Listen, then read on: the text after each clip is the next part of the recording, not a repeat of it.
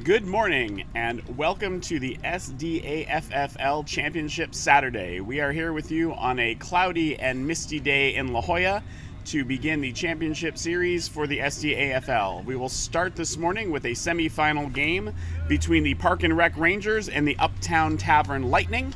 And then after that, we will continue our coverage for the championship game against the winner of that game and the winner of the game going on the other field.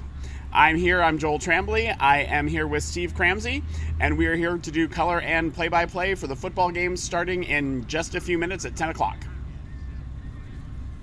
Yep, it's gonna be a good one today. These are two teams that were not expected to match up. We have the 1 seed. We expected them to be here, but the Uptown Tavern Lightning kind of came up the standings throughout the season, and they managed to make it to this point. This is the first time quarterback Madnigo has actually ever been in the semifinals, so it'll be interesting to see what he can pull off today against the number 1 seed. Now, Steve, you have been a part of this league for a long time, correct? That's correct. Along with the league, this is my 20th season. So, along with Julius Williams, we are the 2 players who've actually been here since day 1. So it's really nice to be out here and providing commentary for the playoffs today. Well, it's great to have you here. You have served on the board, or still do as well? That's correct. I'm assistant commissioner this year. This is my 4th year on the board for this current segment. I've been in the board previously back in 2014 and 2015 when we also placed a bid and actually won the right to host Gable 15, and we are currently placing a bid to host Gable in 2025. So we're hoping we'll get that, and so we kind of have 2 things going on at the same time right now, so we're pretty excited about that. That is very exciting, and it's great to see these national tournaments coming back to San Diego. I also participate in the softball league in San Diego, and we have the Asana World Series coming to San Diego for softball for Women's Plus. So it's great to see San Diego getting back on the map for these national tournaments. Can you talk a little bit about the rules of flag football and how it might differ from football that folks are watching usually during the fall season? Yeah, so the flag football sport that we play in this league is probably the closest to actual football compared to a lot of other flag football leagues. You have to go 10 yards for a first down. We have 3 referees on the field at all times. The main differences are the field is smaller. It's 35 yards wide and only 80 yards long, plus the 2 end zones. So it's a little bit smaller. Beyond that, of course, there's no tackling, but you can pull a flag. You can block downfield. Everybody is eligible, and it's 7-on-7. So essentially, you have a lot of your core players, but you just don't have a full set of linemen, essentially. You usually have a guard in the center, 2 to 4 receivers, and then, of course, a quarterback. Defense, pretty much the same thing, playing zone. But overall, most of the rules are very similar. They're just all changed so that tackling is not a part of the game, obviously. I think a lot of people who watch regular football will be surprised at how little contact there is because, as you say, there's no tackling. It's about pulling the flag. But for some folks who play in other leagues and play other sports like Frisbee or something, this is not exactly no contact either, is it? It is absolutely contact. It's not tackle, but like I said, blocking is still a part of the game.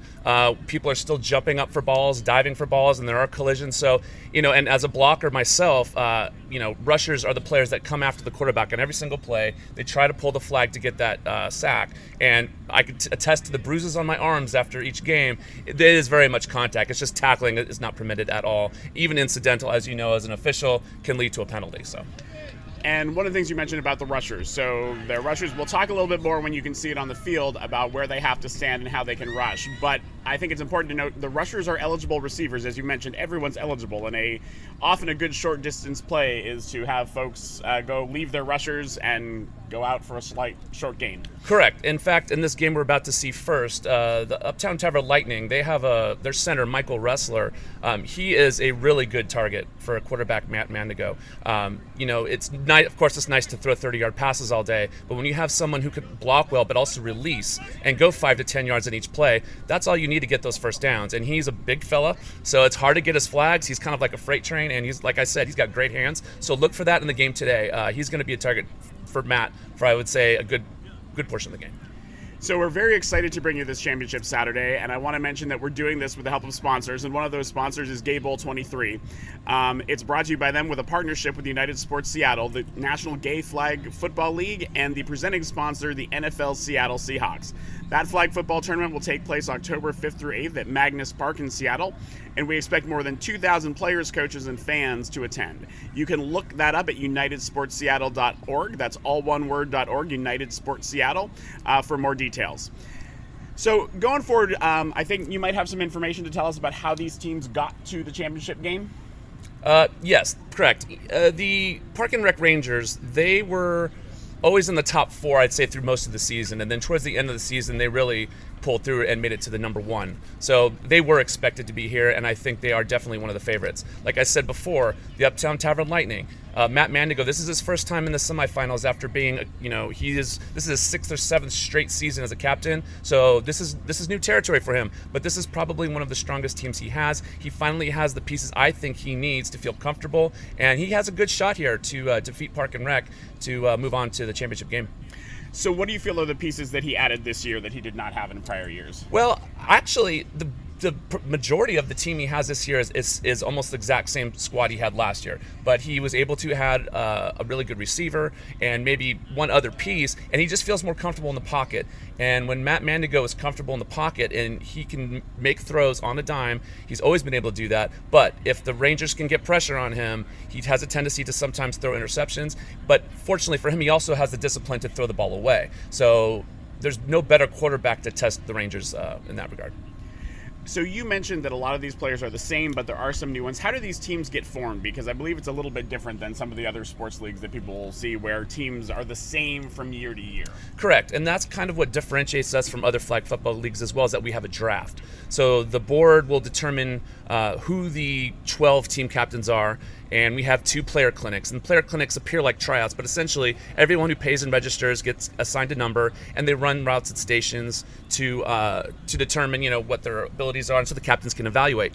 And then in early February, all the captains get in a room, and they get together and they draft their teams. And so they're allowed 1 save, and that's it. So mercifully, from my perspective, coverage has turned to the field from us, and so I heard the starting whistle. The referees are out there. And so the referees, it looks like, for this game are Lori in the white hat. She will be the head referee. And then Neil and Rick will be the other referees. One of them will be the line judge, and one of them will be the back judge. So the line judge or down judge will be working with the chains and trying to make sure everybody knows where the first down marker is, while the back judge is really going to be looking at receivers and looking for pass interferences. And once we know who's going to be where, we'll let you know. They're lining the teams up. They're going to do a coin toss, and then there will be some discussion of sportspersonship, and then they'll shake hands and get this game rolling. Yes, this is the most tense portion of a playoff game because you just want to get out there and do the thing you're familiar with. But it also is a chance to have a few laughs before the game starts and loosen things up a bit. But I'm excited for both of these teams. One of the odd things that should be simple and isn't is deciding who is going to be which end of the field. The league and the rules have changed between whether you have to say you're kicking, say you're receiving, say you're deferring, and who's calling heads and tails. So sometimes there is more laughing than you would think about than there should be on a coin toss. And we've seen this in NFL games as well. We do it every single game, but somehow it leaves your brain and you forget each time.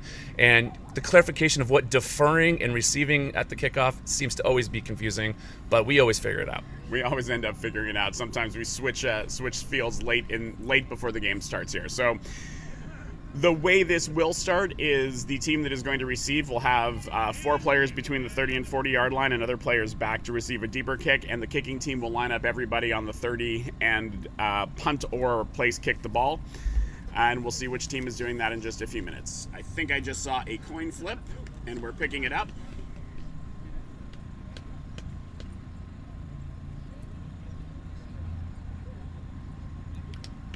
One thing to note that when Matt Mandigo of the Lightning, whenever he wins the toss, he never defers. He always takes the ball first, which is not common in this league. Now, most teams would rather have the ball going in the second half in case they're behind and need to catch up. Correct. And the Uptown Tavern Lightning, they are in the white, led by quarterback Matt Mandigo. And the Park and Rec Rangers are in the gold with the black shorts. They are led by quarterback Derek Klein and captain King Mike, who's 00. And King Mike has been in the league 11 seasons as a captain, but has not won an SDAFFL championship. But he is a National Hall of Famer? He is. He actually got inducted at Gable 22 in Hawaii this last October. So really proud of him. Actually, I was the one who brought him into the league back in 2008. He came and watched my games and fell in love and was playing the next year. So it's exciting to see him and see what he can do today. And you mentioned that a lot of the Lightning team has been together a while. Mike and Derek have also been together a while. Is that correct? That's correct. with the exception, I think 1 year, Derek Klein has been King's quarterback every single year, so over a decade together. So there's a language there that you really can't replace. They know exactly what they want to do, and that's why they're in the playoffs like this every single year. All right, we are getting ready to start here. As you can see, the Park and Rec Rangers will be kicking off from the 30-yard line to the Uptown Tavern Lightning in white. Neil Kovrig is there on the line, and the punt goes up, and we are started.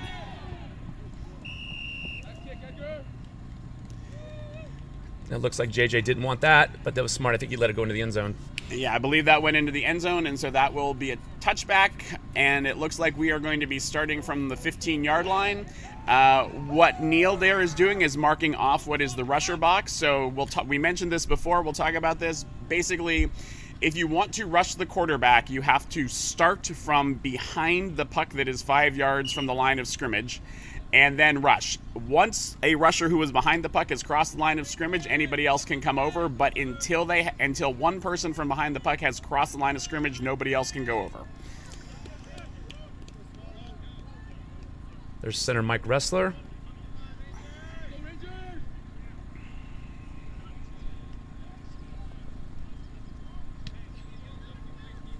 And we have a pass there for our first play, and that went to Kevin Schwenier, who is one of their receivers, and we are short of a first down, it appears. So we have second down from the referees. Again, they have to make 10 yards to get a new set of downs. The other thing is that this is mostly a passing league. However, each team is allowed to have one running play where the ball is not thrown and they just run it forward, but only once per series, not per set of downs, but for the whole time they have the ball.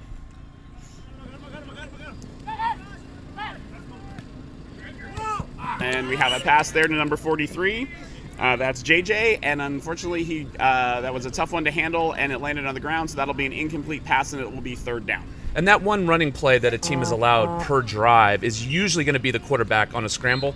In a league where you're not allowed to tackle and you can pull a flag, they're rarely just going to hand it off to somebody. So, 9 times out of 10, it'll be the quarterback scramble. And when you score a touchdown, you get your run back. So a quarterback can run in for the extra point if he wants.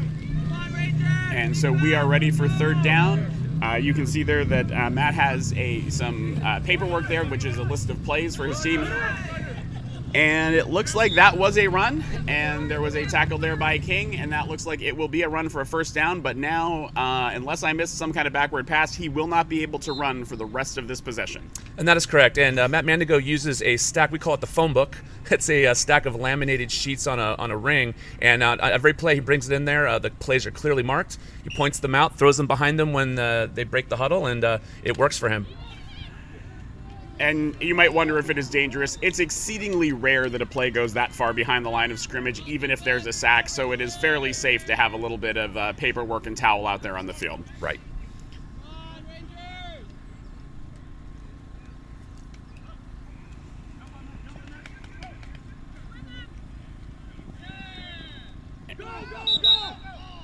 And JJ did not have a problem with that one. A very nice catch, taking it over midfield, and we'll have another first down.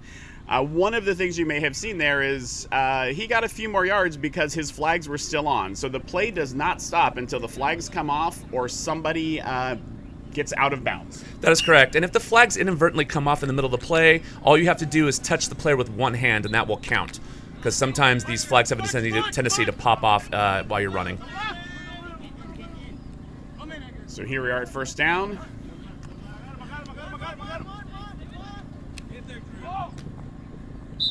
And that's another quick play. In this league, the clock runs without stop unless the referees call a timeout for the first 28 minutes. After the 2-minute warning, for the last 2 minutes of any half, then you'll see the clock stopping on plays out of bounds and incompletions and things like that. Correct. And, that's really important, especially when you're trying to score before the half, to be able to settle down and focus and get things done and not have to worry about the clock as much. But right now, it's the clock's moving. So we're back to second down and probably about 4.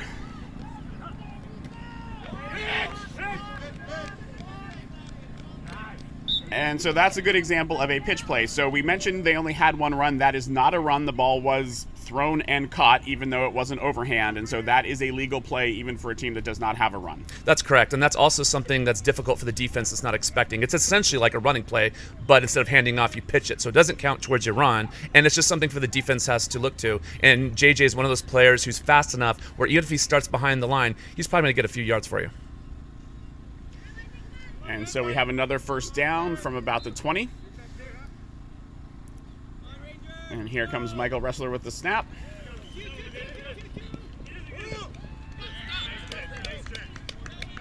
And so that was a play, as you mentioned earlier, Steve, to Michael, up the middle for a few yards there. Yeah, it's nice to have a safety valve, having linemen who can not only block and protect you, but also who can catch. Because there's times where you're going to make your reads and none of your receivers are open, but if you can throw it to your center or your guard, that's an easy 5, 6, maybe 10 yards that they can slip by the defenders. And like I said, just look for that play all day today from Mandigo to Mike Ressler. And it looked like that might have been necessary because I'm not sure if the Rangers actually sent 2 rushers or mixed it up, but King got in there pretty quickly on that play. So 2nd down and 5. Okay, we have a pass to Aaron Fromeyer on the outside, number 42, but there is a flag on the play. So the referees are going to huddle up, and we'll see what the call is from Laurie in a minute or two here. Yeah, Aaron Fromeyer, former captain of the Hitmen for multiple years and quarterback. He's a very solid defender, high football IQ. He played college football, so it's great to see him out here. He's been in the league since 2007, so he's a very solid veteran for Matt Mandigo, especially on defense.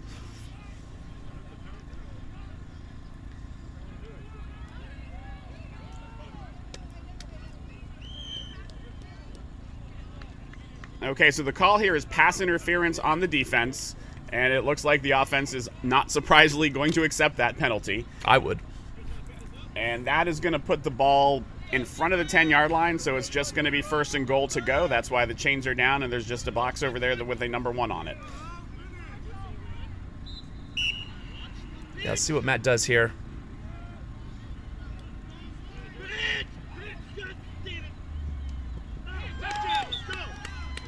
And that was another pitch to JJ, who runs it in for the score. You can see the touchdown signal over there. He still had his flags on. One other finer point of spotting the ball is that the ball is technically meant to be spotted where the ball is when the flags are off. So if you feel like maybe something was down or the call was further downfield, it was probably because the runner extended the ball past where their body was. Yeah, that was great misdirection by the Lightning because there was a big gap there. It looked like it was a breakdown on the defense, and you could hear their frustration there. But JJ got in, had a nice big hole, and ran right through it. And so this is our extra point in this league. You can go for 1 point from the 5 or 2 points from the 10. Looks like this is for 1. And that point was no good despite quite a dive there by Kevin to try to catch that ball. Yeah, that was a tough one. You could tell Matt didn't have too many options, but Kevin was certainly his best one, but just couldn't hold on to it. So that is going to make our score 6-0. In the first half, and now the Park and Rec Rangers will get the ball on the 15 to start their first drive of the day.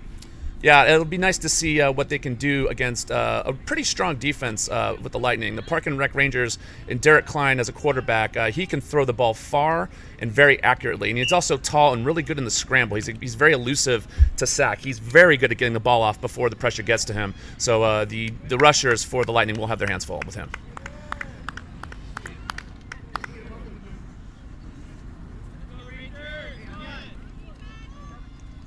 And there's the first snap from the Rangers. And a very quick pass out to the sidelines. And that looks like it's going to be a first down. What's that?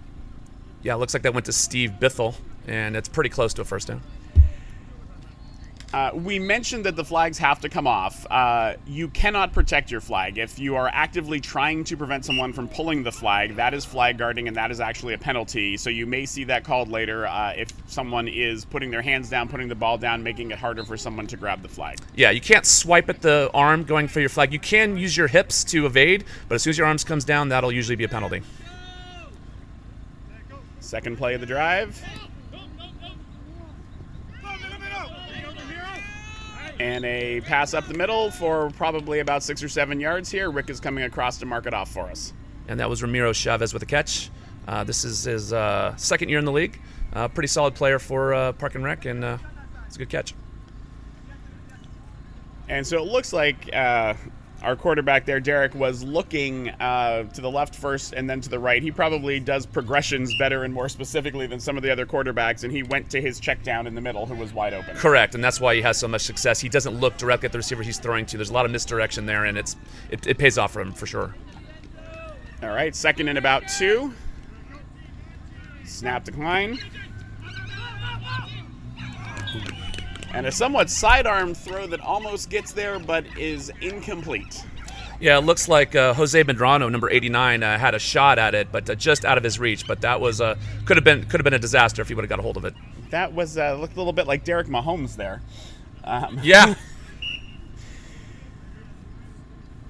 So this is a very offensive game. There's usually a fair number of points, and so as you mentioned, any turnover, any time your team does not score is big. Yeah, if you can get 2 turnovers, you pretty much have a good shot at winning the game. That's kind of like the rule a lot of quarterbacks say, get me 2 picks and we've got this. So we'll see how it goes. And we have the snap, third down. Klein looking, Klein finds the middle again. And flags are pulled. That's going to be a first down and a good chunk more. We're probably going to have 1st and 10 from about the 37. That was another good catch by Stephen Bithell. Very athletic runner. This is only his second year in the league, but he's proven himself to be a solid player for Park and Rec. And this is very bread and butter flag football, what you're seeing here. You do not need big plays. They're nice when you have them, but 5 or 10 yards per play down the middle can get the ball moving very quickly down the field. Yeah, and that nickel and dime short yardage really puts the defense to sleep sometimes. And if you see someone deep, then you can just throw it deep and catch the defense on their heels.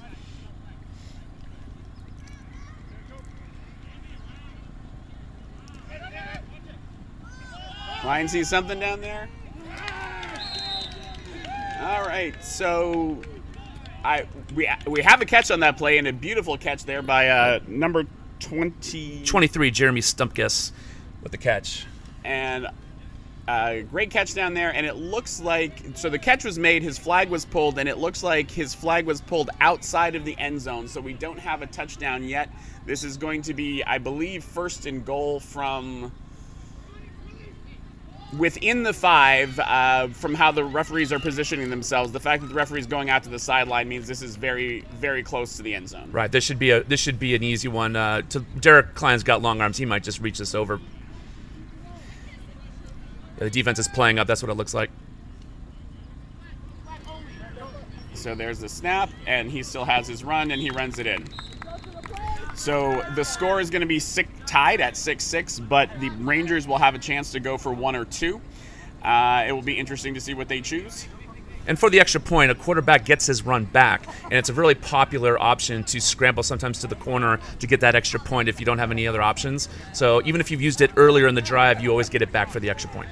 And so you mentioned that if it were close enough, he might have just been able to extend the ball over line. That's pretty much an indefensible play, because if you have the run, you can move it, and they can't cross the line until the rusher gets there. Correct. I mean, if you have to stay outside of the neutral zone, there's really no way to defend it. You really just have to kind of give up the score at that point.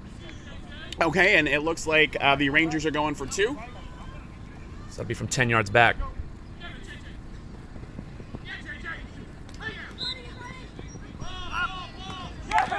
And after a little scrambling, there's a pass to the back of the end zone. And it is caught for 2 points, so our score is going to be 8-6 in favor of the Park and Rec Rangers. What do you think of going for 2 right there, Steve? I think it was gutsy this early in the game, but I mean, he obviously, Derek Klein has confidence in his offense, and he just sent that receiver running along the back of the end zone, probably as one of his last reads, and he ended up, that's another difficult one to defend. That's why when you're on defense, they always tell you, don't let anyone get behind you, because those are oftentimes the target of the quarterback. And there is enough scoring in some of these games where getting an edge on an extra point for 6 touchdowns adds up to another touchdown lead that you can have. Absolutely. I've lost plenty of games because we missed 1 or 2 or 3 extra points. Those points do matter. All right, so we have the Lightning for their second drive and the snap.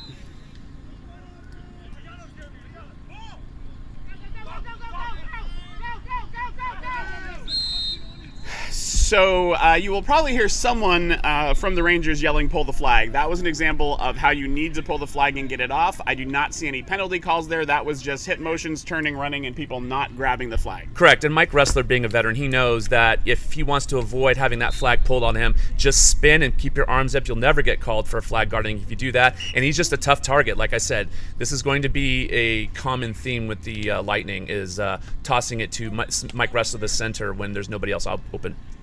And the flags that we're using this year are new this year, I think. They're belts with exactly 3 flags that say San Diego. We used to have a little more variety in colors and what the flags were like.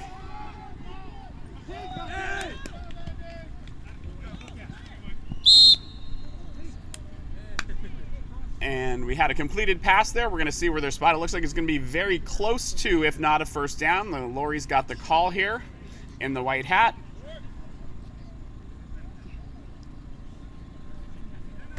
And it is a first down. It looks like it was close, but it looks like number 27 was able to pull it off just from that little bit of an extension as he was heading out to the sideline. And while we talk about the flags and you can see them, especially on a wet day, those are somewhat plastic and are going to be hard to grab. What is usually taught is to try to go for the belt. Yes, slapping at the hips and pulling. That way you have 2 hands going for the flags at the same time. All right, 1st and 10. Here's the snap.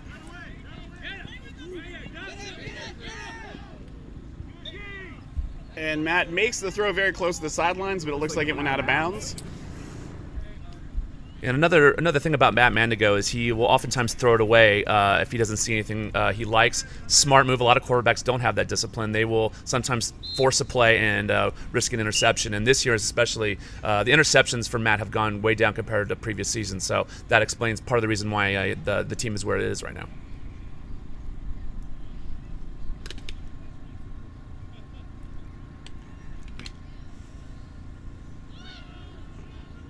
All right, and we have 2nd and 10 after the incompletion, getting ready for the snap here.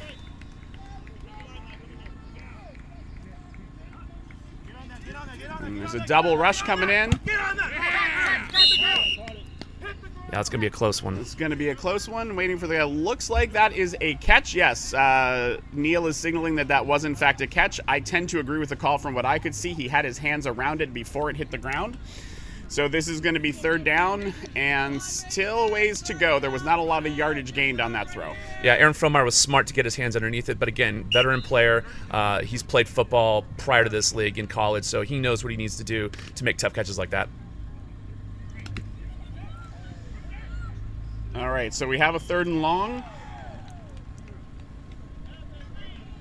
And we're ready for the snap. There were 2 rushers on that one. There's 2 people lined up to rush again, and here they come. And very close, if not a first down again to Frommeyer, and that is one of the dangers of double rushing, is there's often a hole in the middle or somewhere. Correct. I mean, there's no limit to how many people you can send, and if you're facing a quarterback who tends to fold under pressure, that's smart. But again, you give up defense, and Matt has a lot of great targets, and he's smart enough to get that ball off quickly to somebody if he sees 2 or 3 rushers coming. All right, and so we have another first down from the 30. And the offense is getting lined up. One of the things to notice here is actually there are no blockers in the backfield for the Lightning, which is something that's a little different than what a lot of teams are doing. And I believe we have our first sack of the game. Yeah, that was definitely a gamble. It looks like he was planning on sending multiple receivers, just keeping Mike Ressler back at center, but unfortunately for him, the defense of the Parking Rec picked it up. Everyone was covered. Matt didn't have a place to throw, and he got sacked behind the line there. Little discussion here from the referees. 2nd down and 10. And in some ways, if you are sending 6 out there and they're all covered, one thing to do would be to run if you can, but then you lose your run. You lose your run, and he was pretty far back behind the line, so if he would have started running, they would have crept up, and he may have gotten a yard or 2. So pretty smart there to save his run and try again next one. Okay, we have 2 rushers again coming in. And we'll see. Okay, so that was an incomplete pass. You saw the flag come down, but in the estimation of the referee, the ball was out before the flag was taken off, so this is not going to be a sack. This is just going to be third down again. And it looks like the Park and Rec Rangers are finding their way to get to Matt Mandigo. They're applying the pressure correctly, and he's having a difficult time finding open receivers, so he's going to have to try something different this time around, see if he can go back to what we was doing in his first drive. Yeah, it wouldn't surprise me. We might see some more blockers staying back or some passes maybe to the outs. It looks like mostly he's been trying to use the middle for those outlets, so he might look for that in a different spot. Yeah, it's third down, so he needs to pick up some yards here to at least get it closer to a first. Still no blockers in the back. Here comes the rush. Dump over the middle this time. And it looks like we're going to have our first fourth down. Unless, let's see, it looks like there's a, nope. I was incorrect. That made it to a first down. So we will have 1st and 10 from about the 20. Yeah, and that is classic Mandigo to wrestler right there. I mean, that's technically something that probably should have been done 3 plays before. You know, you have all the rushers coming at you. You have wrestler wide open. It paid off that time, and now they got a first down. Up to the line again. Bunch in the middle. Somebody could be staying in the block. We'll see. They faked the pitch to JJ for a long pass, but a bit too long, overthrew the receiver, and that's going to be an incomplete pass and second down. Yeah, it was a good option, though, to kind of spread out the defense a little bit, make them respect the receivers going deep. We'll see what they can do on second down, though.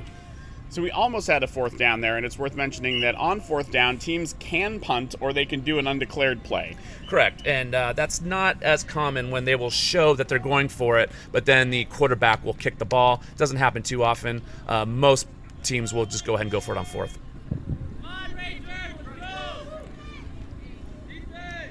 2nd and 10 from about the 20.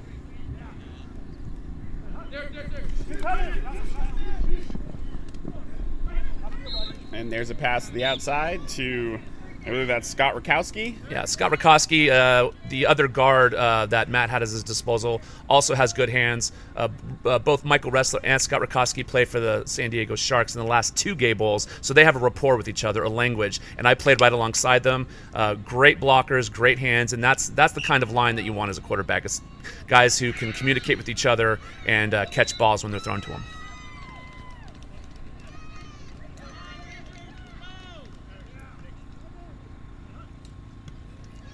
And there's a snap with 3rd and short. It looks like he's going to run it in for the first down. Looks like he got it.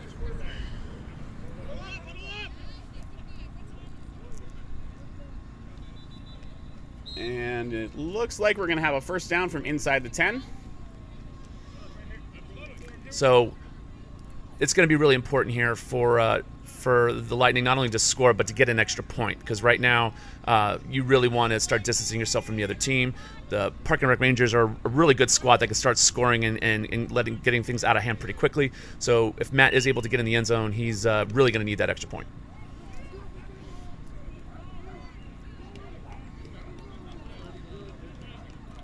All right, so 1st and goal from about the 8 or 9.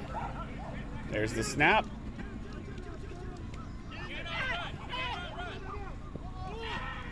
All right, and we have a complete pass to Michael Ressler, but short of the goal line, so we're going to have a 2nd and goal from fairly close. Yeah, it's going to be very close. It looks like he turned around and got his flagpole right before the pylon, so this should be a fairly easy score. We'll see what they're able to do with it.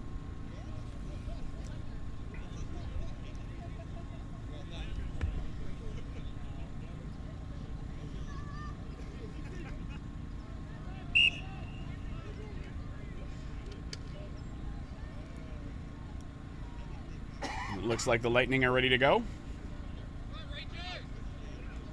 Bunched in the middle again. Fakes the toss to JJ. He cannot run, so...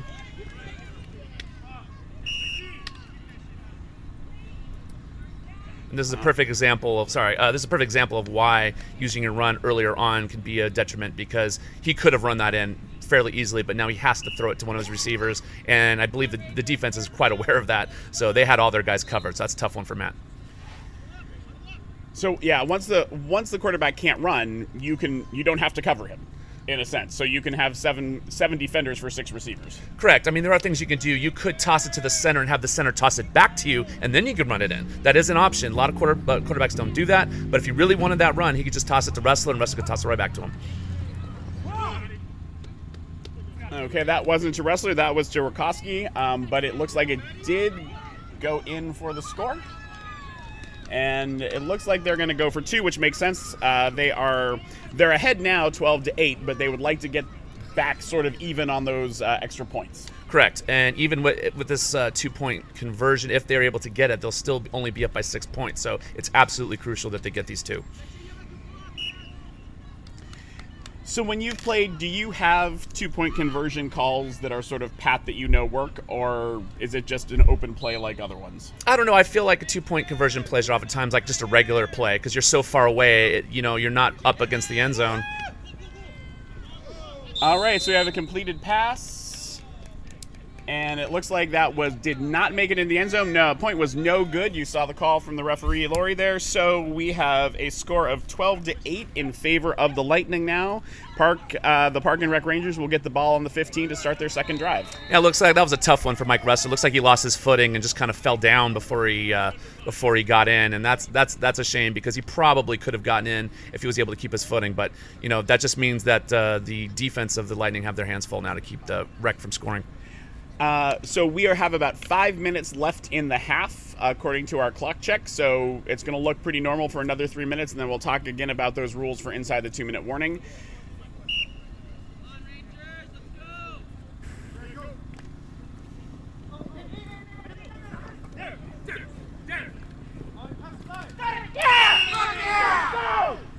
All right, and so after some scrambling in the back, it looks like JJ was able to sack Klein there, so we're going to have a second from behind the chains.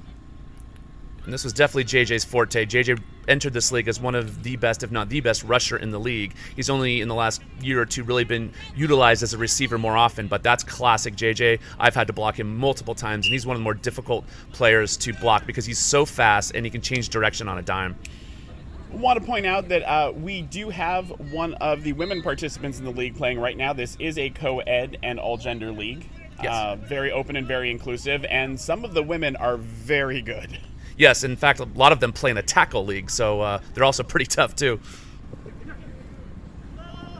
Nice catch there. Tough one by Ramiro Chavez, and it looks like that's going to go for a first down, or again, close to it, maybe a little bit short. They did have more than 10 yards to go. So it looks like we're going to have a third and fairly short here for the Rangers. Yeah, it looks like that's a pretty favored target for Derek Klein with Chavez. Just good hands, good runner, just one of the classic receivers that are good for a team like this to get first downs for you. All right, so third and short, getting ready for the snap here. Quick out to King for the first down. Yeah, King Mike is the captain of this team, and he's played for the San Diego Bolts, the A-Division travel team for Gable for over a decade. Very solid player, extremely fast, good hands, and I think he enjoys captaining because he gets to pass that knowledge down to other players during the regular season. And we are trying to get all these names for you. Steve knows them very well. I have the sheet in front of me and know a few folks from days I've played. But if you are out there watching, tag friends, put their names in there. Let people know and let their friends know that they're out playing football and that people can watch them who might be a little far away.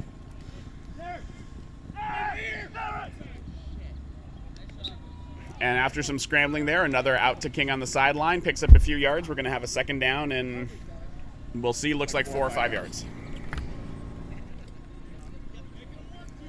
Yeah, it'll be interesting to see what's coming up next with these short yardage plays. It makes me think that Derek Klein might be looking to go something long here at looks like the 2-minute warning. So again, at the 2-minute warning, things get a little bit different. The clock is going to stop for incomplete passes, people getting out of bounds, and it will stop briefly for first downs until the chains get set, and you may see some teams taking timeouts. They have 3 that they can use in this half. Nice play. JJ got in there fast. And that could have been a game changer right there if he had been able to hold on to it, but it is a tough thing to do at that distance, to not have it go down off their hands. Correct, but if there's any rusher in this league who can literally intercept the ball as he's trying to sack a quarterback, it's JJ. Once he has that ball, that's a pick six almost certainly. So no gain on that play as an incomplete pass. That did stop the clock, so this will be third down, and the clock will start again when the ball is snapped. Again, looking to see if Klein's going to go deep here. He's been doing short up till now. All right, and that is a first down on a very nice catch. That was Edgar Ramirez, I believe, on that nice catch just off the dirt. So what happens here is the clock is going to stop for the time it takes the referees to set the chains and the pucks and get things going. But once Lori blows her whistle and makes that winding motion, the clock is again running. Yeah, so not quite hurry up right now. They're moving pretty good with the ball. In fact, they're probably going to use as much of that clock as possible to give little time for the Lightning to get it back. There's the snap. JJ rushing. It is a deep play. King not able to run in under that one. Incomplete pass is going to be second down, and again, that stops the clock. It looks like Klein got a little bit too much air on that ball and floated a bit, but he's very capable of throwing the ball to King at that distance if he needs to, so I wouldn't be surprised if he goes to that again or just tries to get the first down at this point. Not a lot of wind today, but I would say that is a play that can result in an interception if that ball gets held up there and the defender can get under it. Nobody got under that one, but that is a little bit dangerous as well. Correct. That's always a danger if that ball gets floaty out there, but you really have to trust King, Mike, and Klein there to make sure that didn't happen, and it looks like he just went out of bounds. So second down and 10.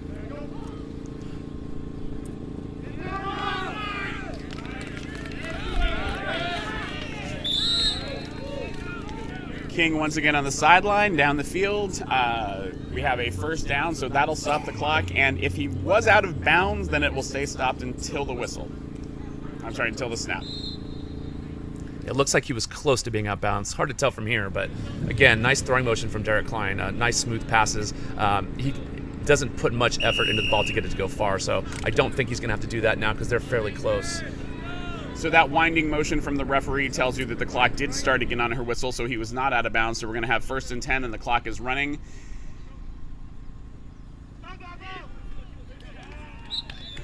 Nice little play to number 21. That's Susan Leary.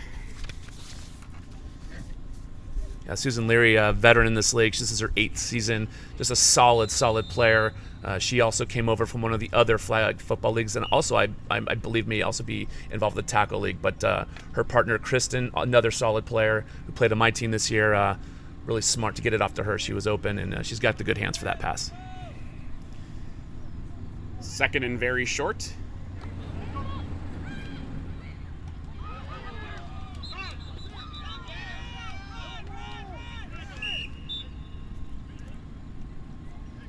So we'll see. So there was a catch there. There was a little bit of a run, and we'll see how far. It looks like it got just enough for the first down. And it looks like we are just inside the 10, so this is going to be first and goal. Now, you mentioned that they may be going a little more slowly than they could on purpose. Well, I just don't think they have to throw the ball deep now. They're close enough to where I think they can just do the nickel and dime that they've been doing in the past. They got that long pass. They tried it a few times, but I think right now we're going to see what we saw earlier in the drive. But I wouldn't be surprised if he throws it deep into the back of the end zone here.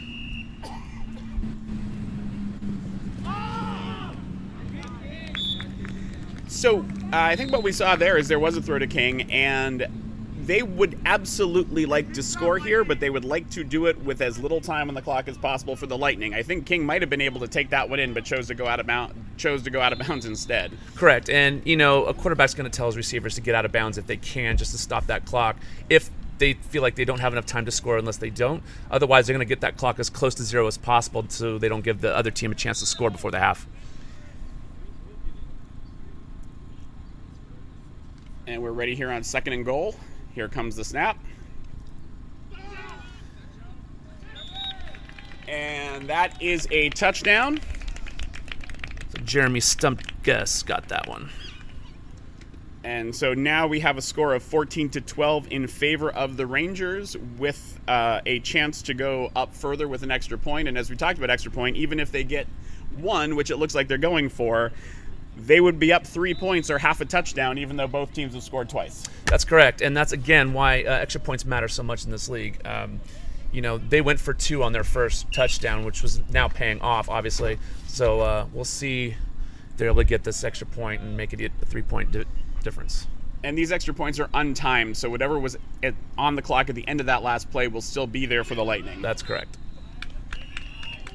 Very nice catch with a little toe tap there from Edgar Ramirez. That's going to get them the point, and our score is going to be 15-12 in favor of the Rangers. And in this league, just to point out for Edgar there, you only need 1 foot in to be in bounds to score. I know it's college rules, if that's correct. You only need 1 foot, not 2. So Edgar was very smart with his footwork there, and he got that touchdown. And similar to what was going on, it seemed like towards the end of that drive, the Lightning was having trouble with the outs. The plays to King at the end, as well as that play to Ramirez on the other side, just 4 or 5 yards out, down the middle and out to the sidelines. Hard to defend for the Lightning.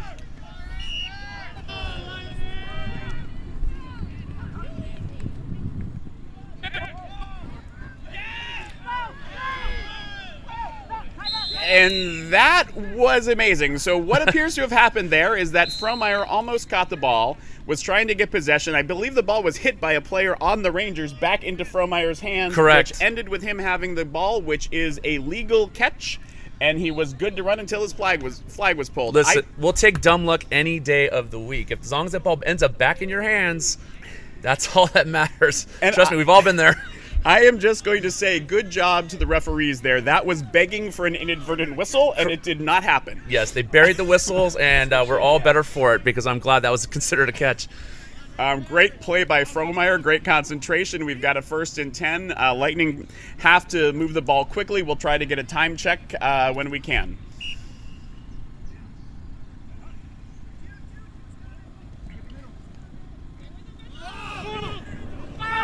Right up the middle, again to another one of the women players here in the league. Be Hannah Turner, number 91. A great play. So again, the clock's going to stop at least until the chains get down there, and we have our first timeout, I believe, called by the Lightning. That is one. So the way this works, second timeout. So the teams get 4 times out for the game, and they can use 3 in any half. Yeah, they use up to 3.5, and it looks like, most teams are fairly conservative with their usage of timeouts, oftentimes just because they forget they have them, because they want to save them. But this is an instance where it could definitely pay off when you're getting this close to the end of the half. Okay, this is the last play of the half. There's 1 second left. You could hear some of the Rangers reminding themselves that the Lightning's quarterback still has his run.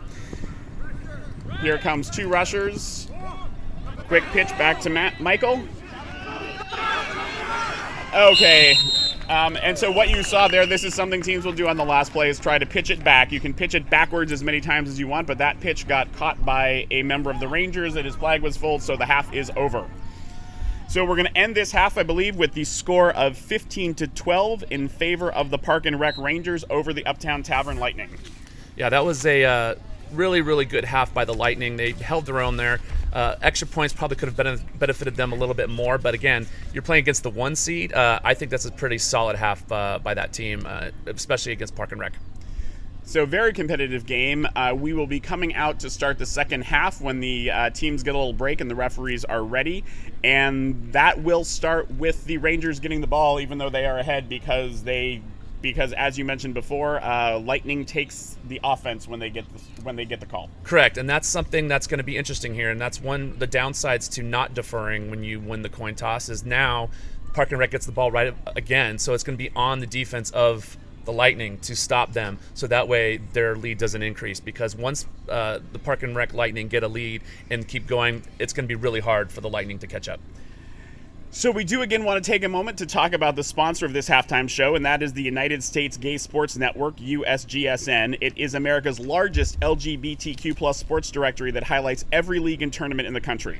The network currently features over 750 LGBTQ plus leagues, over 45 different sports representing 42 states and 85 cities. In 2023 alone, there are 170 tournaments from all over the world, and all of them are on USGSN.com. They've even added all of the Pride Night events from each of the pro sports leagues to the website. Come out and play. Find your league today. Visit usgsn.com. That is usgsn.com. And follow all of your favorite social media platforms with the tag @USGSN.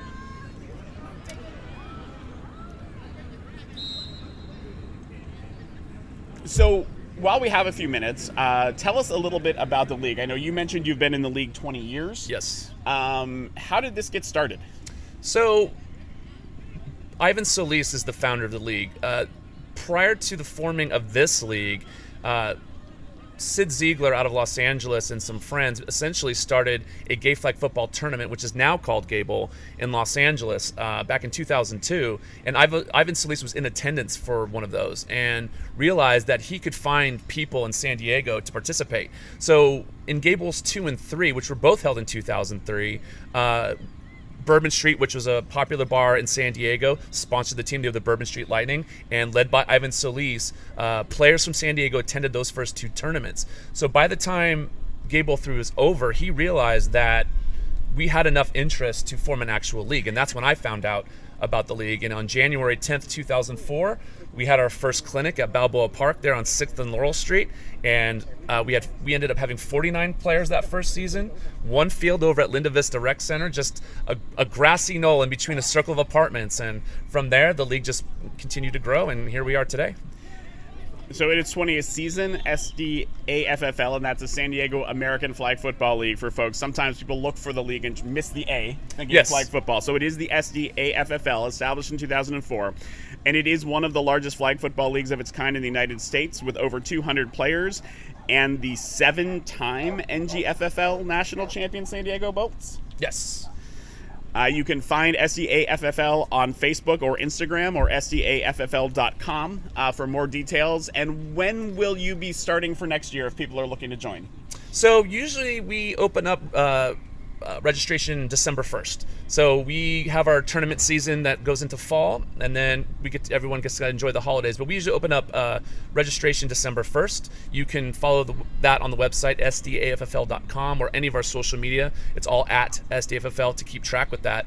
And then we usually have our preseason events in January to kind of promote the league. We have a pub crawl. We have our 2 player clinics. The draft is in early February, and February is when the teams are picked. They get to practice, and then the season starts first weekend of March. All right, so the Rangers just did a little cheer over there. It looks like they're raring to go for the second half. I do not see the umpires out yet, so we probably have a few minutes. We mentioned Gay Bowl. So we've had some success from San Diego. Gay Bowl is my understanding. In fact, there are coaches who have won the Gay Bowl and have not even won our own league, or at least that was true for a long time. Yes, that is true. Sometimes it's hard to win within the family, but when you go on vacation, it's just easier. You're that pairing of Eric Reisner and Ryan O'Shaughnessy, they've had that squad on lock for so long, and we've been very fortunate in San Diego to have those 2 leading the Bolts, and it trickles down to the other teams that go as well, because all of us play together. You know, that's the nice thing about having a draft, is that everyone mixed together. All the veterans get to share their knowledge, and that's why, you know, our B division team, the Sharks, or our C division team, the Vipers, in the Open division, have just as much of a chance. I mean, we could easily sweep the divisions in Seattle if everything goes in our favor, as well as our women's team, the Breakers. They have a juggernaut in Denver. The Denver women's team has won every single Gay Bowl in the women's division. So, you know, our Breakers team is going to have their hands full, but there's no reason why they couldn't win either.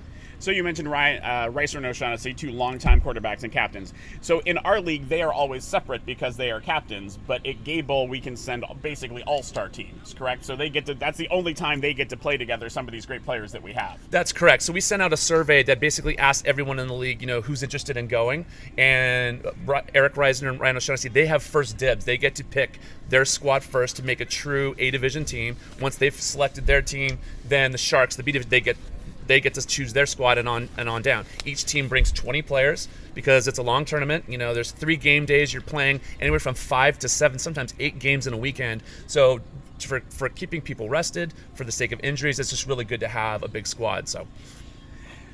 Yeah, for folks who've been watching, you may have noticed there are subs on the sidelines for these teams, and they are getting people in. This is meant to be fun, and so usually coaches find ways to get everybody in, but you have definitely seen people on both sides playing offense and defense. this is much easier on a day like this than on a sunny 80-degree day where the cramps start and the dehydration happens. But it is, and because unfortunately it is not an entirely non-contact sport, there are injuries in the league. So having a big team becomes important. Absolutely. And, you know, in the last two Gables were in hot environments. 2 years ago was in Tempe, Arizona. Last year's in Hawaii. The weather for this Gable coming up in Seattle is going to be very similar to this. And for someone like me, I'll take 59 degrees and overcast all day as long as it's dry, because there's nothing more difficult than trying to hike a wet football. So, yeah, you know, having depth is important, and that's why it's not uncommon to send at least 18 to 20 players to a tournament like that.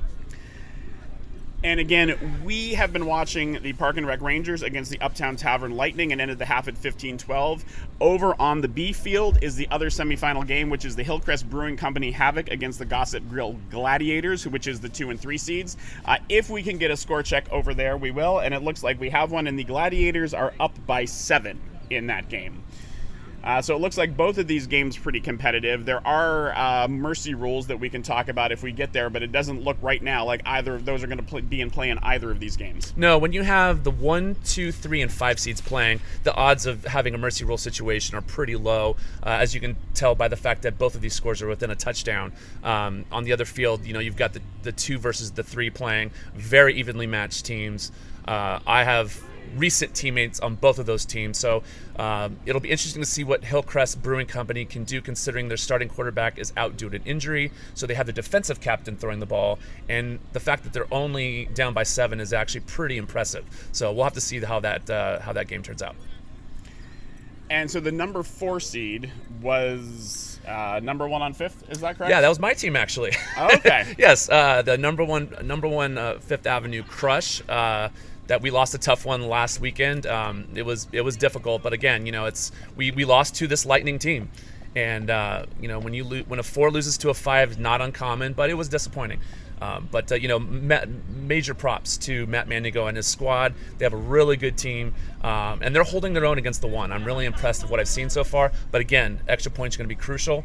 They're going to have to hold off Park and Rec on this drive and score and get that extra point on the next drive. All right, so the referees are coming back on the field and are getting the teams lined up. So we are going to end this USGSN halftime show. I want to thank the United States Gay Sports Network one more time for sponsoring the halftime show. Again, they are America's largest LGBTQ plus sports directory, highlighting over 750 LGBTQ plus leagues in 45 different sports across 42 states and 85 cities. You can check them out on usgsn.com and tag them at USGSN. And we have the Lightning ready to kick the ball here from the 30 and the Rangers ready to receive down on the other end of the field. We will wait for Laurie's whistle and we will get the second half underway.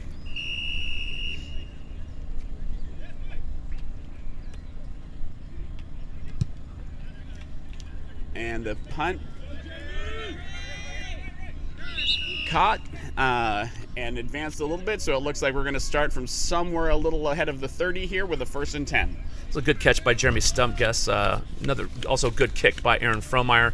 Like I said, Aaron Fromeyer, previous captain in this league and quarterback, just an all-around good football player. So we'll see if Aaron Fromeyer and his defense can hold off Park and Rec on this drive. Looks like Fromeyer is leading the defense here.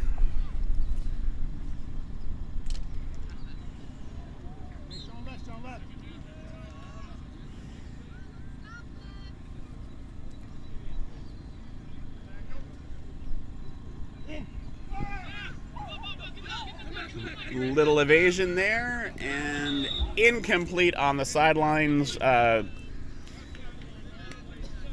that was definitely a gamble by the rush there. Sorry.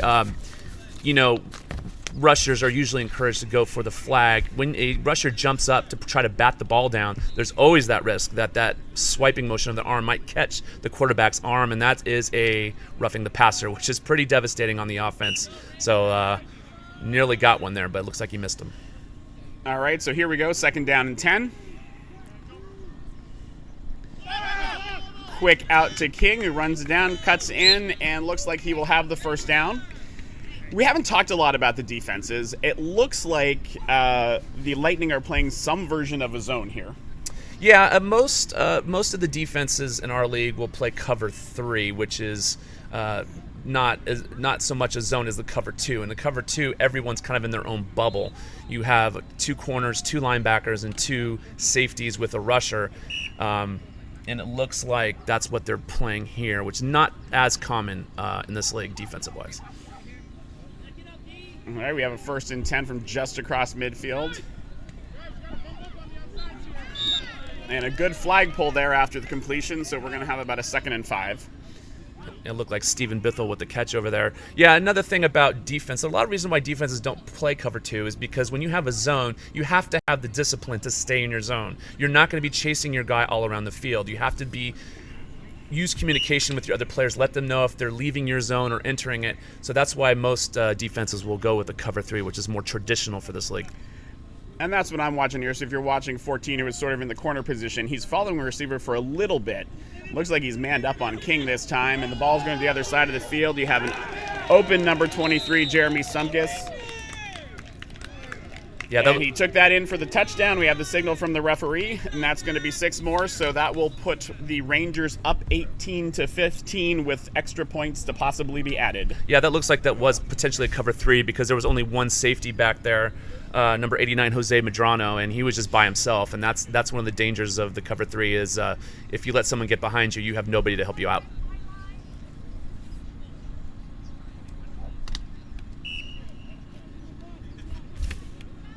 Sorry, yes, 21-12 in favor of the Rangers with extra points to go here.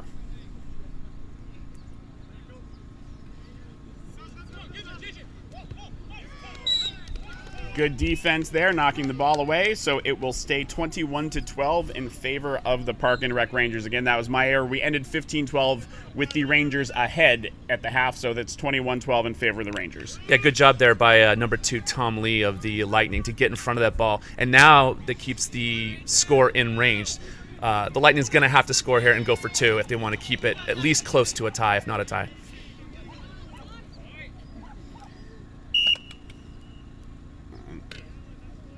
As you said, this is not out of reach. They do need to score. They may need a turnover because they can't even catch up with if they get 2, but very close game. 1st and 10 from the 15, getting ready for the snap. Matt evades the rush, gets it to Fromeyer near the sideline, and it looks like, again, we're going to have about a 2nd and 5.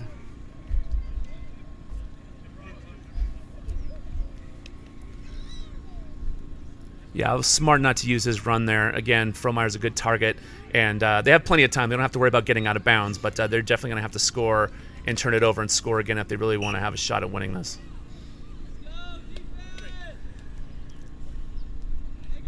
All right, and we're getting lined up again. Empty backfield, as we've usually seen here for the Lightning.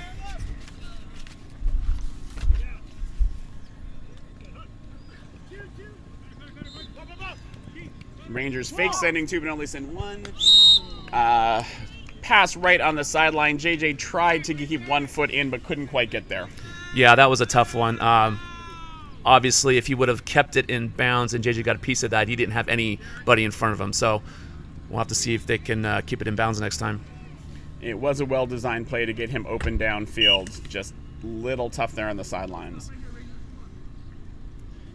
But as you pointed out, I mean, the weather is still. I mean, there's no wind at all. So, doesn't matter which direction you're going, that ball is going to go right where you put it. So, fortunately for Klein and Mandigo, it's not going to be an issue today.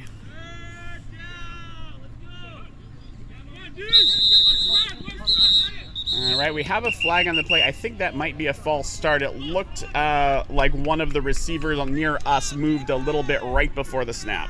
Yeah, and most of the time, on offense, if you're a receiver, if you look over to the referee, they will tell you to scoot back. So generally, that's going to be on the receiver for not looking or just jumping. They're either going to be offsides, but in this case, if it was a false start, you just have to watch that ball. Just don't go until it gets hiked. And so that's going to move them back 5 yards, and we will replay 3rd down. And now we are at about 3rd and 9.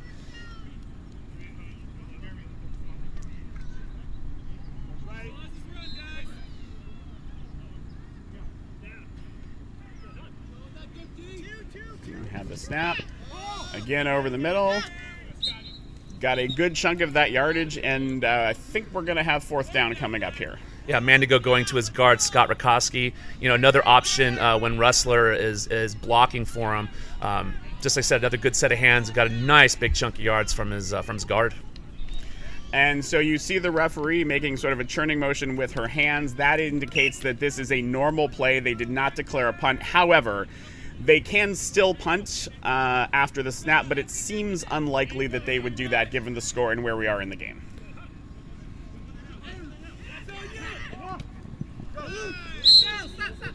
Another great play. That was tough. It was a tough snap. If that snap falls, at fourth down, it would have been a turnover. He keeps the ball, throws it. Nice pick almost off the ground there by Michael Ressler, and we got the first down for the Lightning. Yeah, it looks like he sent Michael Ressler out to the sidelines there, which was smart because that allowed him to get open, and that was a perfect way to get a first down and give it to your center. First and 10 from just ahead of the 30. Very similar design to what we saw before on that throw to the sideline to JJ. Looks like maybe the receiver ran a hook instead of a fly. Yeah, it looks like he intended that for Kevin Chouinier, but there was a miscommunication there because clearly Manigo was expecting him to be deeper. So the receivers, of course, can run anywhere they want to, but one of the first things players learn coming into the league is the sort of typical route tree. So usually there's sort of 5 and out, 10 and out, and mixes of in and outs there. That looked like either they thought that Kevin would go further, or maybe it was supposed to be a hitch and go that didn't go. I think it was supposed to be a hitch and go, and he just didn't go. All right, so we have another second down here. The toss to JJ, which has worked well before, gets through. Flag is pulled near the first down marker. Again, a couple of missed flags there. Nothing illegal about it. No flags down for guarding. That was, again, good running and hip motion. Yeah, that's essentially token JJ right there. Just using his good footwork, using his hip movement to evade the flags being pulled, rather. And like I said, you do not want him to get open because once you do, he's gone.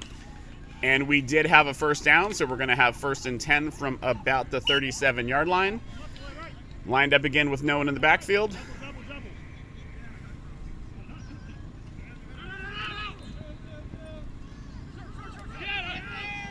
Little flip. I say little flip. That was about a 6 or 7 yard flip to Frohmeyer there. Yeah, that's a technique that Matt feels really comfortable with, especially sometimes you can have more control over it, believe it or not, to get the ball to the person that way. It obviously works when he throws it to Ressler. In this case, it worked really well with his toss to Frohmeyer as well. And like you said, he got at least 6, 7, maybe even 8 yards out of that. Yeah, from a play that looked broken, like he was just barely going to evade the sack. 7 yards, not a bad outcome. No, nice. No, he just flicked the ball right where it needed to be, and he got that yardage. Second and short, and a high snap, but retrieved. And we do have a sack on the play, so that's going to bring up about a third and probably closer to 5 or 6. Yeah, nice pull by Andrew Churchill to get that sack. He just beelined right to Matt, and Matt had no time to get that ball off.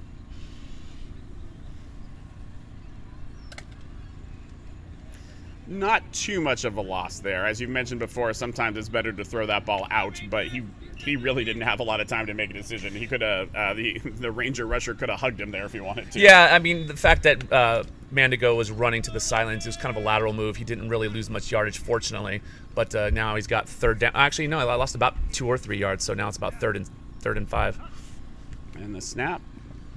Rusher in again, a little more time this time.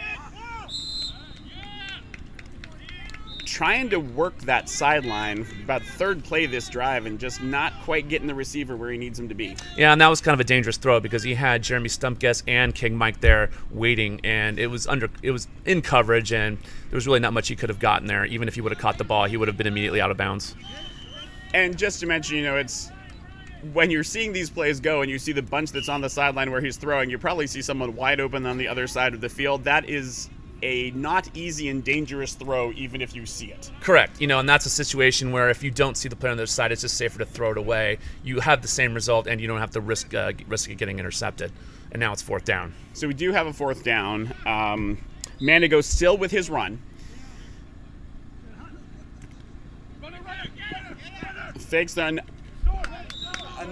Another nice catch there by Wrestler. We'll see if he made it over the line. This may be about where he advanced the ball with the hand. To the chagrin of the Rangers, our referee Laurie calls a first down, so it will be 1st and 10 from about the 32. And that's going to be an example of reaching the ball outward when you run being beneficial, because had he not, it appears that his body may have not been over the line, but Lori saw the ball and she saw it pass the line, so that's a first down. And that is a veteran move. Correct. You'll always get at least an extra yard. You may look silly running with your arms outstretched, but I'm telling you, you can get a first down by doing that, and it paid off. All right, here's the snap. 1st and 10. We're going again. A nice catch in traffic. Yeah, Scott Rakowski, amazing catch there. He held it in, went to the ground, didn't lose the ball in the process. Fantastic throw from Matt, too. All right, so we're going to have a 2nd and about 4 here. Lightning moving the ball nicely. First step in getting back into this game is going to be scoring, and then we'll see how they do on defense. Yeah, it's going to be crucial that they get a score here, get the 2 points, and then they have to get a stop, because right now the Park and Rec is going to be up either way. All right, so they line it up, and here comes the snap.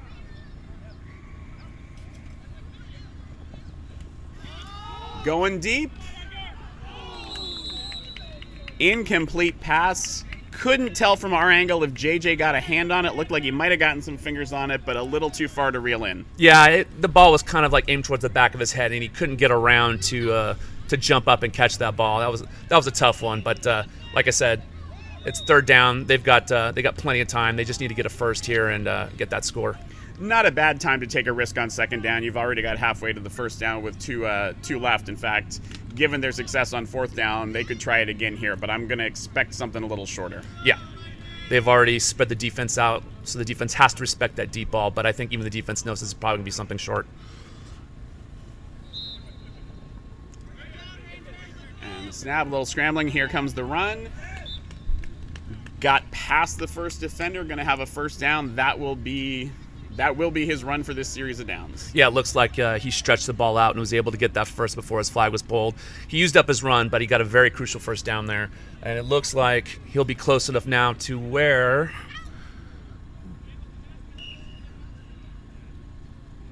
Yeah, it'll make it a little bit easier to get that score, but again, it looks like he's got at least 20 yards to go.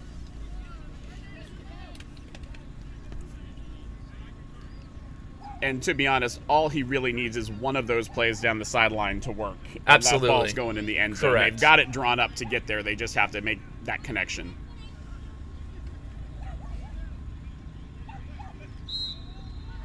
Oh, a nice hand in there by King to break up that short pass to the center. Yeah, that was a very dangerous throw with that gold jersey streaking in there. But, again, that's a smart move from Wrestler. It's like if the person gets by you, always turn around and just show yourself open. Always give your quarterback that option if you had to. In that case, the ball had a little bit of air under it and almost got picked. So they just have to be more careful next time.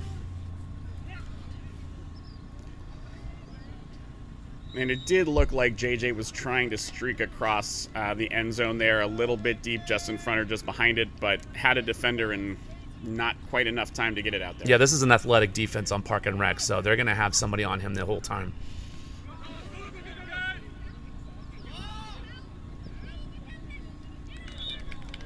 All right, so that was an out to Schwenier and close to a 1st down, but not quite. Yeah, good move there to avoid getting out of bounds. Got a few extra yards out of it. And looks like they're back to 3rd and 5 again.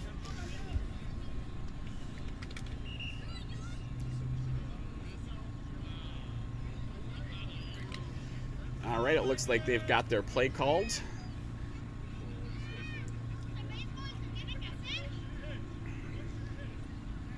Bunched up in the middle. There goes JJ out. Good way to get him open, perhaps. Looks like there's a flag on the play.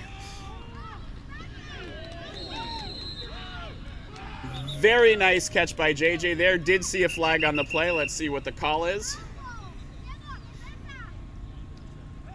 It was thrown immediately when the ball was snapped, so let's see what this is. She's talking to the offense, so this is going to be declined.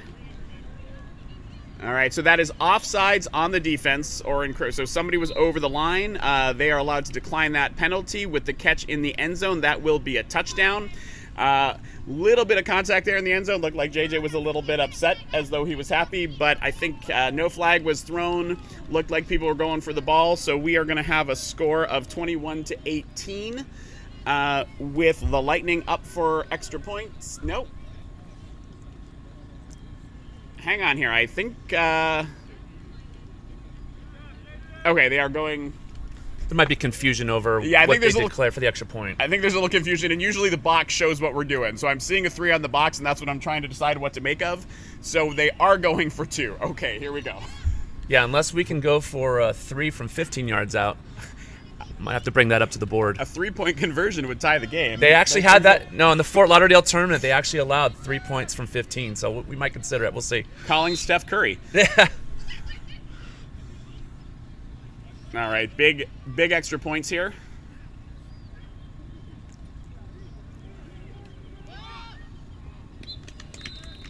And that is no good. So looks like our score now is going to be 21-18 in favor of the Park and Rec Rangers. They got the score. They need to stop, Steve. Yeah, they absolutely need to stop because, whether they're down by 3 or down by 1, they have to score one more time to win either way. And, if Park and Rec scores and doesn't get the extra point, doesn't matter. That may put the game out of reach at that point because the Lightning would then have to score twice. And they probably won't have the time to do that and stop Park and Rec at the same time. So is there anything the defense can do differently now that they feel more pressure to get a stop? Just be more physical. A lot of these defenses will play off the line. I mean, you have 5 yards to make contact with the receiver. Throw them off their routes. Don't let them get comfortable getting open. And just a short little play, a good tackle there, keeping it to a very minimal gain, but the Rangers have all the time in the world at the moment. Correct. And like I said before, receivers don't like to be touched. They like to run nice, clean routes like they do in warm-ups. But as a defense, like I said, within that 5-yard space, you can get a nice chuck on a receiver, throw them off the route a little bit, and that can make all the difference. But again, that's also risk because if that receiver's faster than you and gets by you, there's nobody there to stop them, and now it's someone else's responsibility. All right, the Rangers are lined up for the snap.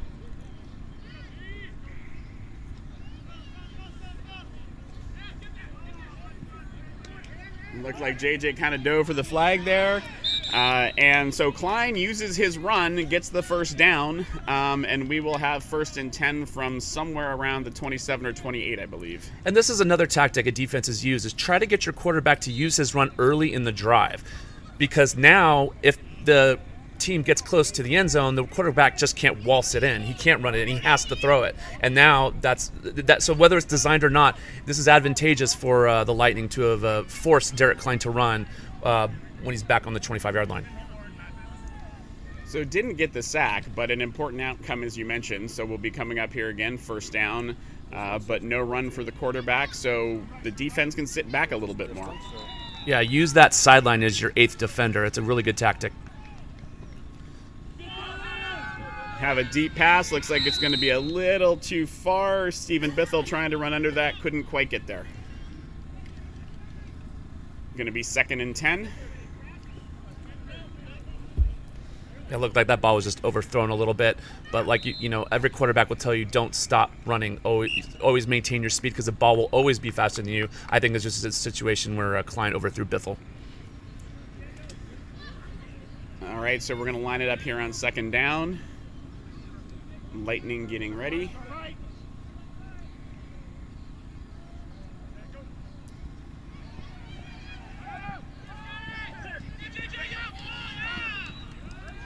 All right, so JJ getting in there, forcing a lot of pressure on him. Looks like what they're doing there, the Lightning now, is delayed second rush. So you have Rakowski clogging up the middle and standing there near it, and then as soon as JJ crosses the line, he goes in too. Yeah, oftentimes the defense will call a weak side or strong side linebacker blitz, and all that basically means is the linebacker is right up on the line waiting for the rusher to cross, and once JJ, who's very fast, crosses that line, anybody can go, and essentially your job with the rusher as that linebacker is to box the quarterback in, keep him contained, and it looks like that worked on that play. So it was an incomplete pass. He got him to throw it into the ground, but didn't get the sack. Big third down here. If they can hold it to a 4th and 10, could be an exciting moment. JJ in again. Quick throw over the center. Good pull by Fromeyer, and we are going to have a 4th and, looking at where Rick is marching this off, about 5. Yeah, that's this is going to be a huge play, obviously, because if the Lightning can get a stop here, they would get the ball from the 35-yard line of the Park and Rec side, and that would be their chance to make this a really good game. So this is a huge, huge play for the Lightning. And there's no declared punt. It's going to be a normal play. Rangers come up to the line. JJ behind the puck to get his rush. Here he comes. Can't run. And the ball is overthrown down the middle. Looks like it was headed perhaps for Susan Leary. And so we are going to have a turnover on downs at 21-18 in favor of the Rangers. That was the stop that the Lightning needed. This could very well be the play of the game in the end. If the Lightning are able to score here and get their extra point and have a defensive showing like that, this could be a game-changing moment we just witnessed. So we'll have to see what the Lightning can do. This was a well-earned gift. And, Leary sort of opened their other receivers, if you were to go back and look at that tape, probably had room around them. But too much pressure from JJ and the other rushers. No, that was a classic example of when you get pressure on that quarterback, he's going to make a throw, and it paid off. All right, so 1st and 10 from a little behind the 30. So Mandigo's flag came down. I think in the estimation of the referees, the ball was away. There was a receiver down there, but good play. I don't think we've called his name yet. Can't see his number by the safety down there to bat that away. Yeah, that was also that was a little bit of a dangerous throw too, because that if he didn't bat it down, he would have picked that off. That would have erased all the hard work the defense did on the previous drive. So, So we are inside of 7 minutes left in the game at this time. There's some decisions here. I think obviously on that throw, Mandigo was going for it, but the other way to look at this, if you feel like you can move the ball, is to try to burn those 7 minutes on this drive, score, and call it a game. Yeah, he has plenty of time here. I wouldn't be throwing deep on. I would just be doing what he was doing earlier in the game. Of course, that didn't help. And that's a sack, and that was number 3, Andrew Churchill. Rookie player coming up big for the Rangers. Yeah, he was a good pickup for the Rangers. He's been one of the key players of that team all season long. One of the reasons why they're the 1 seed. Going back to Lightning, though, I mean, they're 3rd, and it looks like about 14. They're going to have to get this first down, because if they end up having to turn over on downs, they're going to race, like I said before, that really great defensive stop. So they really need a first here. So we've seen this before. They do a bunch play. This sometimes frees up JJ towards the sideline. We've seen that before. There goes 43. It's going to be a deep ball just outside of Fromeyer's reach. From the play before, where we talked about the good receiver, that safety or corner is 79. That was Chris Booth a few plays ago, who broke up that pass down the field. Yeah, and Chris Booth has also been a good defensive player for the Park and Rec Rangers, and he's showing it today. He's not allowing any of those receivers to be open enough to where Matt Mandigo feels confident to throw to them. And now you've got 4th and 15. We'll have to see. Matt Mandigo is not going to kick this ball, so we're just going to have to see what he can do and if he can get that first. Now, with this time left on the clock in this game, there's no reason to punt this ball. He does have his run, but 15 is a long way to get your run. The other thing you might see here are some pitchbacks. We'll see what they have drawn up.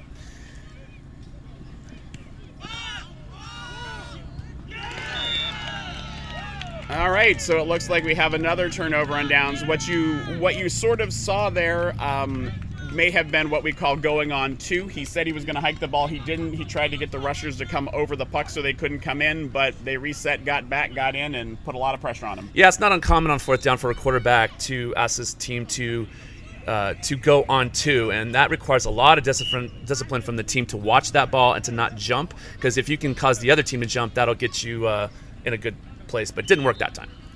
Did not work that time, though. His team did not cause a false start or anything like that. And here we are now going the other way after no turnovers or changes on downs for most of the game. We've just had 2 in succession, but we're back to the Rangers having the ball, and all they need to do is probably score, run out the clock, because we should be inside 4 or 5 minutes. Yeah, Jeremy Stumpguest has to be really careful there. If you hop in order to avoid your flag being pulled, that is a flag guarding, and it looked like he may have tried to elevate a little bit, managed to keep his feet on the ground, but that's just one thing you have to keep in mind, is that you cannot leave your feet at any moment if you already have the ball. All right, so we are going to have a second and a little less than 5, it looks like, here for the Rangers. And that is the other part of that is correct about not jumping, but also keep moving, because it was pretty clear he thought his flag was off, and it wasn't, and he might have been able to pick up a few more yards, and we have about 3 minutes to go in the game here.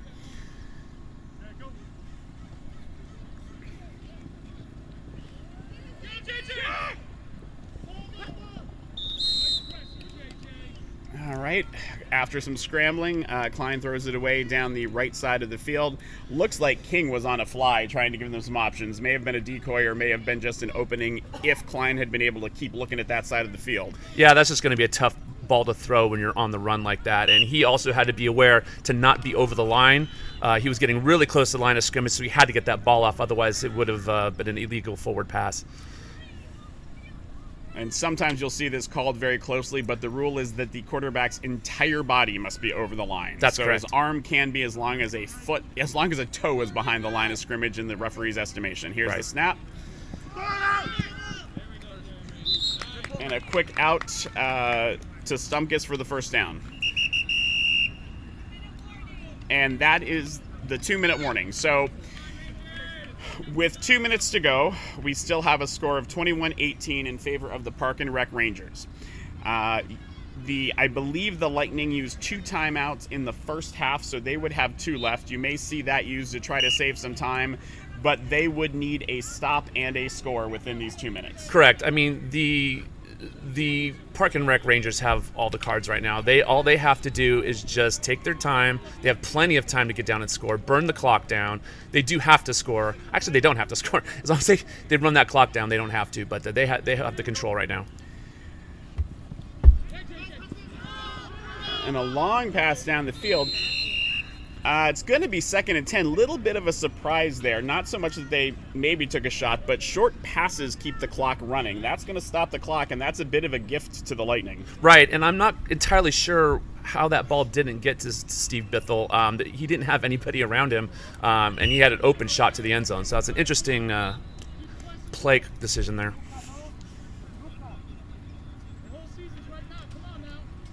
So the clock stopped until the snap, probably something in the neighborhood of 1:50 minutes something going on. Rangers coming up to the line.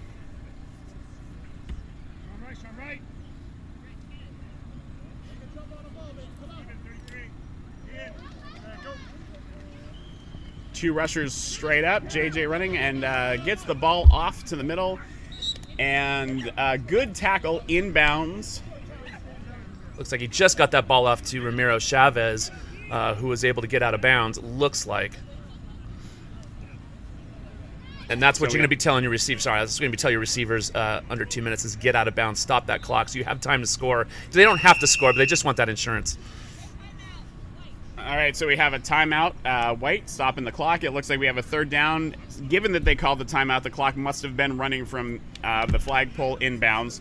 Looks like we are very close to that land where actually, Klein does not have his run now. Actually, yes, he does. Yeah, because he got that ball off on that other play. So we are near the point where he could do that unstoppable reach for the first down. Correct. Doesn't look like they are lining up for that. Clock is going to start on the snap.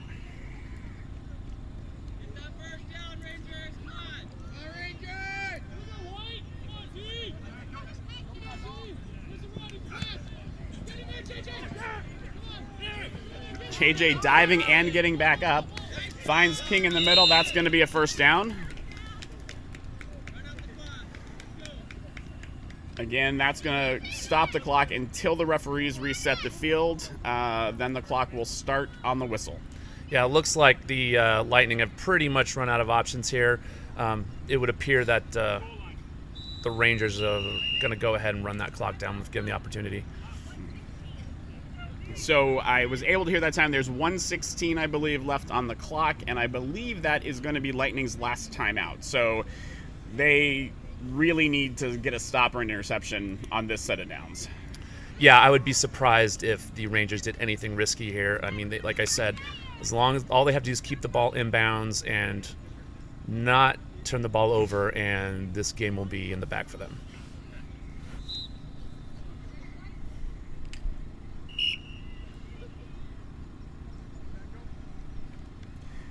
And the snap. Klein using his run gets flag gets pulled. Looks like another first down. And that should do it. I think you're right with the clock starting and no more timeouts for the Lightning, if that's correct. I think the Rangers can run this out. Yeah, it would appear that was he did have his run. He was able to use it, get the first down. At this point, they're just going to run the clock down and seal the deal here.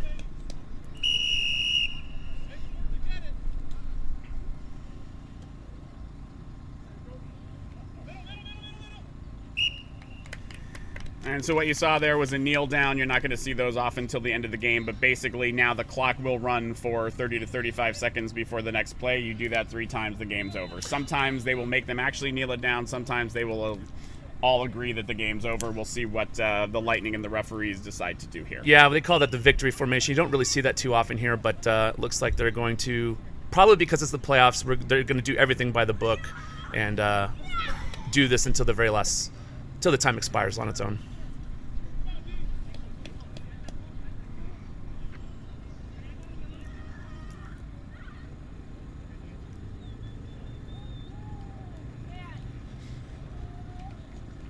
Asking the referee to call out the seconds out loud so they can wait to the very last second to get the ball off. Yep. So the snap at about 4 seconds. He's holding it. The time is running off the clock now until he puts his knee down. And that is the ball game. So very well played game on both sides. Our final score is going to remain 21-18 in favor of the Rangers over the Uptown Tavern Lightning.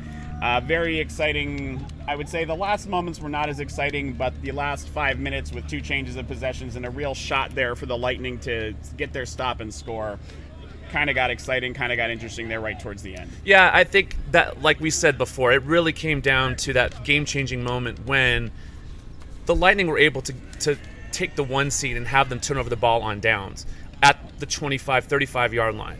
All the Lightning had to do was score a touchdown, and they would have been up.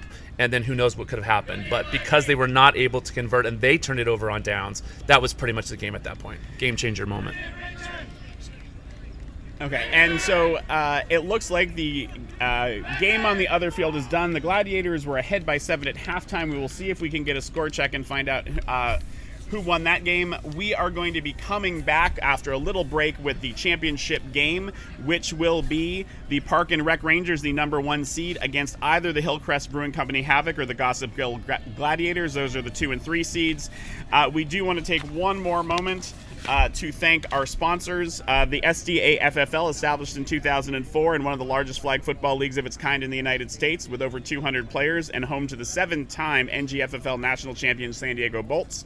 You can follow them on Instagram or Facebook, or visit SDAFFL.com. And also Gay Bowl 23, which is a partnership between United Sports Seattle, the National Gay Flag Football League, and the presenting sponsor, the NFL Seattle Seahawks. The flag football tournament will take place October 5th to 8 at Magnus Park in Seattle with more than 2,000 players, coaches, and fans. You can visit United Sports Seattle, all one word, unitedsportsseattle.org for more details. I'm Joel Trambley. This is Steve Cramsie. We are going to sign off for now, and we will be back soon with coverage of the SDAFFL 2023 championship game.